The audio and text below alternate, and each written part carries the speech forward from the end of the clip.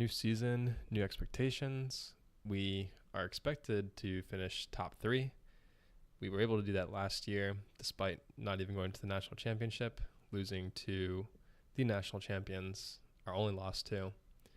Alternatively, we could win the conference championship. Our sponsors really want us to beat our division rival. And, well, I guess elephant in the room is that I skipped through preseason, as in I did all of it in the background. We'll look at the depth chart, but what I was looking at before was our schedule. And so you'll notice here at the bottom, Michigan is no longer our rival. It is in fact Cincinnati. So with the change to the conference from the offseason, we now have a new rival as well, which is probably for the best actually in terms of this game. If we look at the history versus Michigan, we've beat them every single time. And I'd be interested to see if it shows the matchup. I'm not really sure why it's showing this, because that's versus Notre Dame. Give me Ohio State. Yeah. So actually it's always been a close game. I didn't realize that. I thought it was much worse. But we have new rivals. Not hugely thrilled about that, but I am excited about the change to the conference. We'll kind of play this out and see what happens and how it feels. So I have done my changes to my players via training. Jacob Burke comes in with 200 stats. At running back, one of the things I worked on was Griffin French's route running. So he's a receiver. He's a complete third down back. And then, in short yardage situations too. And then between Adrian Curtis and Jackson Murphy, I think there is a decision to be made about who should be our number one in terms of actually running the ball. I'm going to let these 3 kind of all duke it out though. We actually changed these all to fresh. And then just, whoever is running well, that's who should, we'll figure out those kind of things. Tried working on Joe Kane's route running, but wasn't able to get over 80. And I don't really recall any other changes to these positions. Of note, Brandon Fisher will remain in the slot. He was really productive in that position last year. And I think the high route running lends to him doing well there, plus the mismatch in size. That being said, Julius Jacobs is also 100 route running, and he's doing well in his position. One thing I thought about doing was buffing Francisco Parsons' route running, because he has actually pretty good catching, then making him my number 1 receiver. But I just don't really need to be using tight ends if we don't have great tight ends. When we move into like a pro set, then I might consider, if we had been in a pro set, I might have considered using Francisco Parsons and the limited training that I have with my offensive coordinator. At offensive line, we're looking really solid.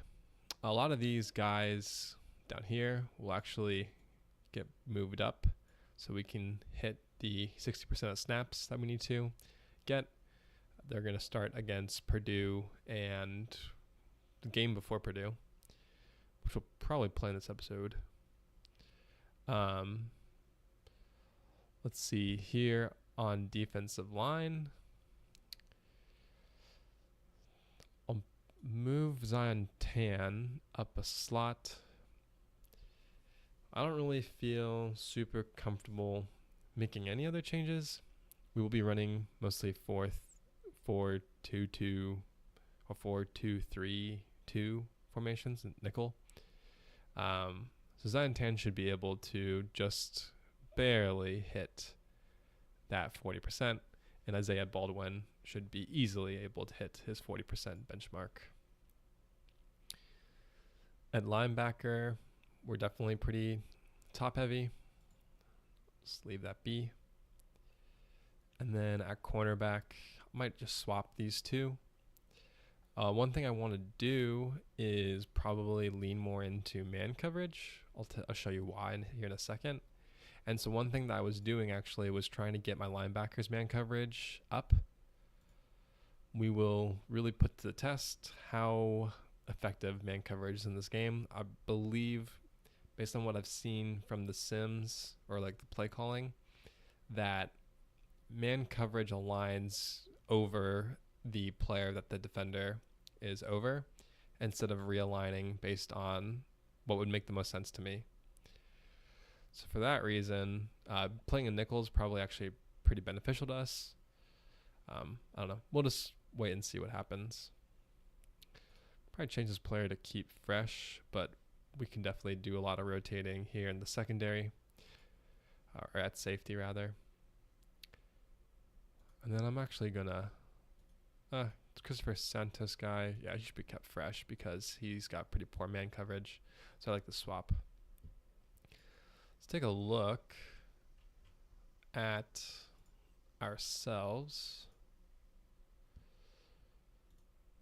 So we're number 1 in the country again. Division rival Cincinnati, which is a change. Offensive talent number 2, defensive talent number 1. In terms of our roster strengths, man coverage is very high up there, much bigger difference than zone coverage, and this is even after, well, I guess I didn't try to buff zone coverage, but I'm pretty sure man coverage was 90 before, and now it's 91. Outside of the defense, on offense, we look pretty balanced. Our running backs could be a little better, but I'm actually pretty excited about how strong our special teams are. I don't think we actually talked about our kicker. So Marin Cardenas just has 200 accuracy traits and then 98 punt power, which is crazy. Should mean that we just get the ball in really favorable positions a lot. We can take a look at recruiting. Obviously, I've been doing that behind the scenes. Didn't let that slip. Our schedule's kind of weird where our first home game is week 5, and then we just have this stretch from week 8 to 13 where we only have one non-home game. Not really sure how I want to schedule quite yet. I think I'm going to let the week play out, or a couple weeks play out, before we try to schedule for Northwestern, Wisconsin. Obviously, the Michigan game will be big, and Cincinnati game should also be big. So for these earlier ones, I will schedule against Michigan. Looks like I'm already losing out on a couple of chances to get recruits in. I do prefer typically early visits just because I can normally get a huge lead on a recruit, and if they're ready to commit, I feel like most of the time what ends up happening is they will commit to me early. So maybe I hold off on doing any more, and we just leave these 4 and 5 star recruits for the Cincinnati game, which is a rivalry game as well. But we can check on this actually. We're kind of at the mercy of how good Cincinnati is. They look pretty good. The only thing that's lacking here is their quarterback play, but they'll have a good defense. We can actually check. Number 25 and number 42. That's not very impressive, actually. Let's compare that to Michigan. It's unfortunate that the game would consider even swapping out this, famed rivalry between Ohio State and Michigan. I feel like that shouldn't be touched, but I understand because of proximity. That's the reason why it did. I think it's risky right now, actually, to be scheduling those players that I did for Michigan. So I might actually go back and revert those week 13 visits. I'm just canceling those actions. Here's another. Let's see how many. Quarterback and a defensive lineman. It'll be faster if we do it this way.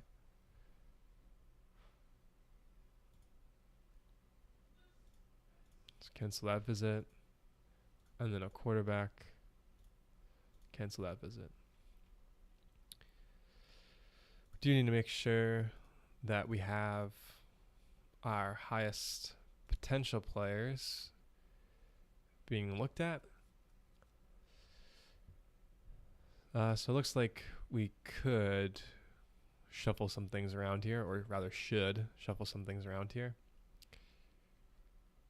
What I'm gonna do is clear all recruiting actions. Then I'm gonna try to, in the back of my mind, I'm gonna use ace here. Another ace. So we need a lot of cornerbacks, which is why I made that little change there.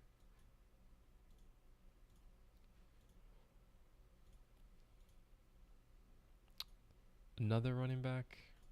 We can use a grade on that. Give me the ace on that lineman.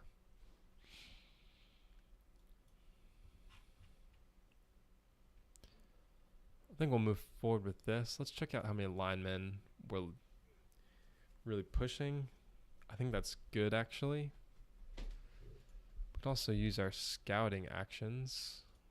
So with the least scouted players, let's see what we got. We'll remove this cornerback. And then this wide receiver is really no good for us. Likewise, this defensive lineman. This defensive lineman. I might keep him because we're at the point where finding players with higher potential gets a little scarce. So that's 3 recruits that we could be looking at. Let's check how many. So we have 2 linemen. I think we need 3. That's correct. We're only really pursuing here 1 defensive lineman. And we need much more. We need, well, 2. I guess we don't need that much more. Okay, so that should be fine. And then I'm going crazy for cornerback, but I do need 4 cornerbacks, which is a lot. One thing I might do is swap out this junior college player for the one that already we're ahead on. And it's just a difference between A- and B+. Another idea that I had was to start targeting big hitter safeties and then converting them to cornerback, kind of like a Peanut Tillman situation. But it looks like we don't really have a whole lot of options there. I don't think I'm going to look for other recruits. Well, we'll do it. So 2 and 3 stars, exclude, give me the highest points ahead. And here we can we can scout these players too, just make sure that we're not adding junk. But here we can kind of just let these players like trickle in for us. And since they're lower star players, there's a chance that we can just nab them later in the season, since other big teams won't be investing a bunch of resources to get them. This should, on paper, the spread's 11 points. Should be a closer game. I'm going to sim it though. Try to get through the season relatively quickly. I think the downfield passing is what we're going to focus on here. And then we should have looked actually at what they're decent at. Looks like they have good wide receivers. So deep threat is what I'm going to try to take out here. And then we'll focus on downfield passing ourselves. For the game, swap to aggressive man. Cornerbacks might struggle,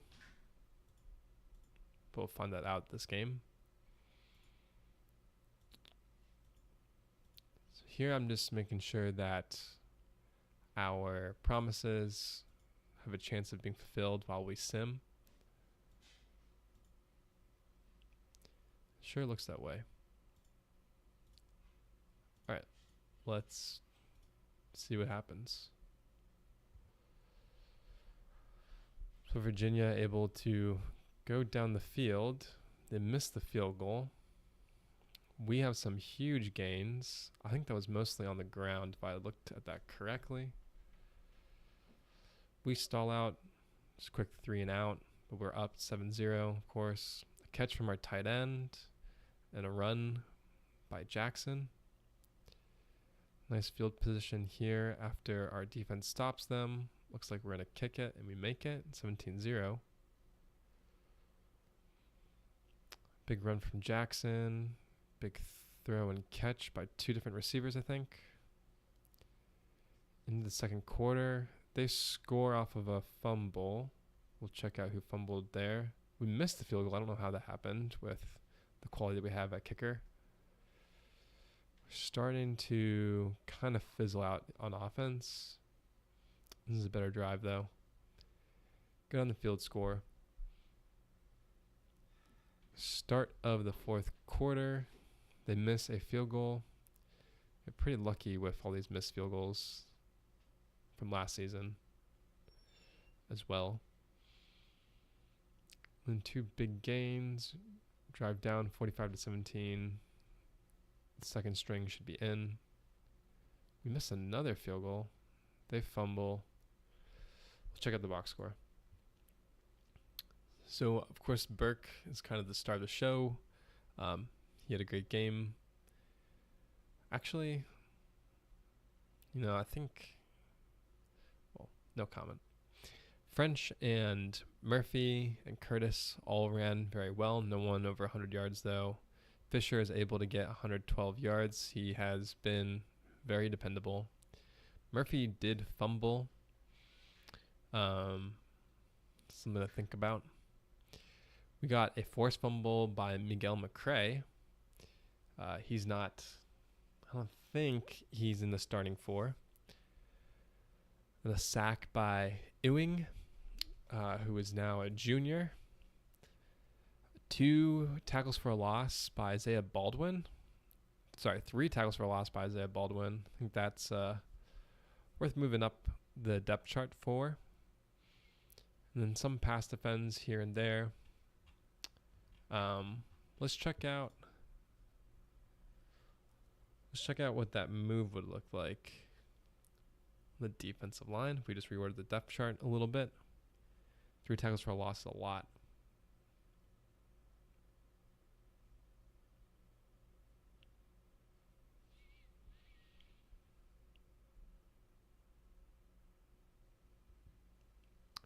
Do have an injury which results in him getting benched. Of course, this needs to be on in order for that to happen. So he's been benched 6 weeks. Kind of a weird, nice thing about that is actually it means that he won't be charging us for our promise while he's on the bench. We can kind of keep him out of sight, out of mind almost. Murphy did fumble.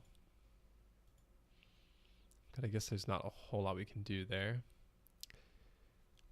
And Isaiah and Ewing both had the most impact in the game. So I might just bring down Angel Brown and see how we fare against Purdue. So we're going to be quick about this game too. Purdue is a run-first team with 2 receivers of note. They've got a decent-looking quarterback, I think. Just got poor IQ. So what we'll do is maybe actually swap back to zone. And let's take a look at their running back. He's not great. So I'd really... Who did they verse, though? Did they verse someone good? No. Or at least I don't know who that is. Looks like we can throw on them as well. So for our focus, it'll be downfield passing. And then we'll stop downfield passing as well. Kind of back to back. Same philosophies. Aggressive zone. Just kind of hope that... Okay, that was quick. Force fumble in their red zone and we score. We score again before I can even say we score from the previous drive. They're able to drive down the field but only get a field goal out of it. Touchdown, 17-3. We're rushing 6 yards a carry, which is nice to see. And throwing for almost 9. Big gain. Touchdown, 24-6. And I mean, it's not exactly like we're playing our second stringers, but this isn't really our best lineup. Big return. Keep the drive alive. Touchdown, 34-6. Not even the fourth quarter yet. Huge gain. You can check out who that was later. Ooh, interception that gets returned for a touchdown. Another interception. I wonder if this is our second stringer who's throwing these picks, which would be Malaki Winters.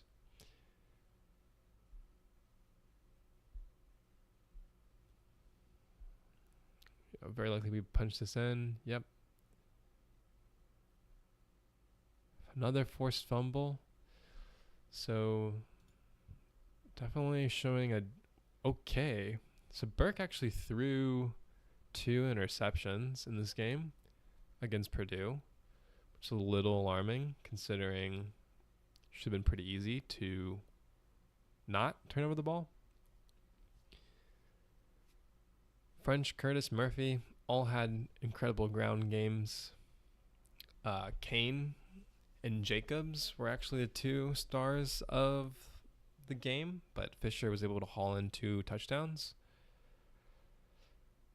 Let's see. French fumbled and Fisher fumbled. Then who forced the fumbles? So Saha. Let's see. Is he a junior or a senior? It's a senior safety. And then Joshi on the defensive line, able to force fumbles. These kind of turnovers are huge. No one sitting out and tackle for a loss. Shaha and Simpson were also able to defend 2 balls, pass defenses. And then Jacobs is our kick returner, and he obviously had a big kick return. Do we have... Does this show me, like, large runs? Looks like it's mostly touchdowns and turnovers, so no. What about logs? So this is each drive. What do I want to look at? I suppose it doesn't matter. What is advance?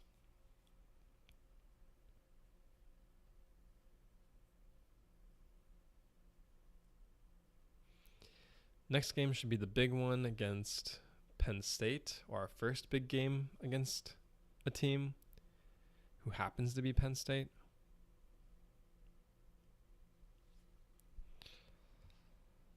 Saha gets injured from that game.